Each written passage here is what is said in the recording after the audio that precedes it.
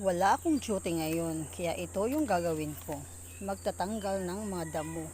Yan o, yung tanim kong sitaw. Hindi na siya makaboylo kay marami ng sagbot. Charot.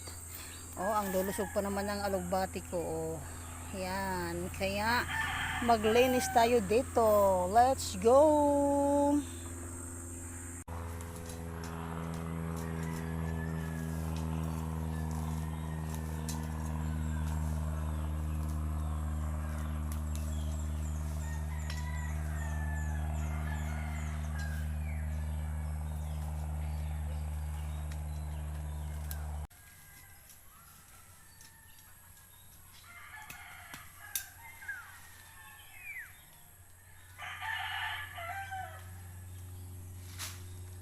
At ito na nga yung nagawa ko ngayong araw. Bali 3 oras yung pag ko dito kasi hinto-hinto naman.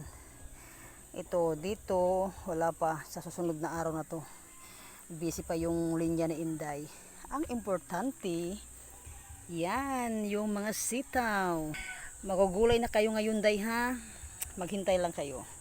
Dito muna tayo sa aking anong tawag dito? Helbas yung tawag dito sa amin para sa mga kabuhion. Shout out sa katulad ko na mga kabuhion.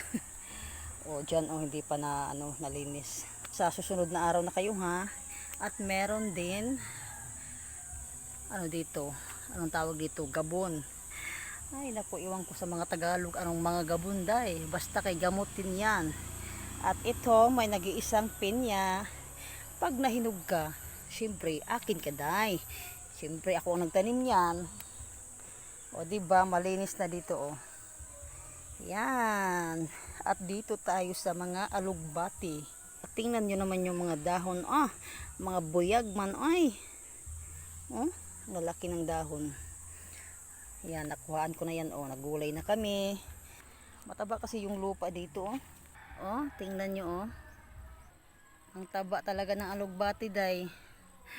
Malalapad yung dahon, diba, bungga.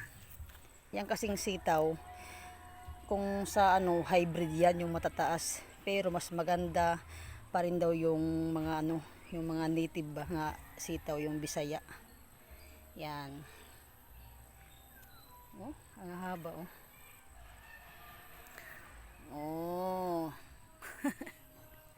So yun lang, hanggang dito lang muna ang aking simpleng mini vlog. Yan importante may dito, talinis na sila, Diba? Sige na, kay hapon na, day. Magdungag na ako.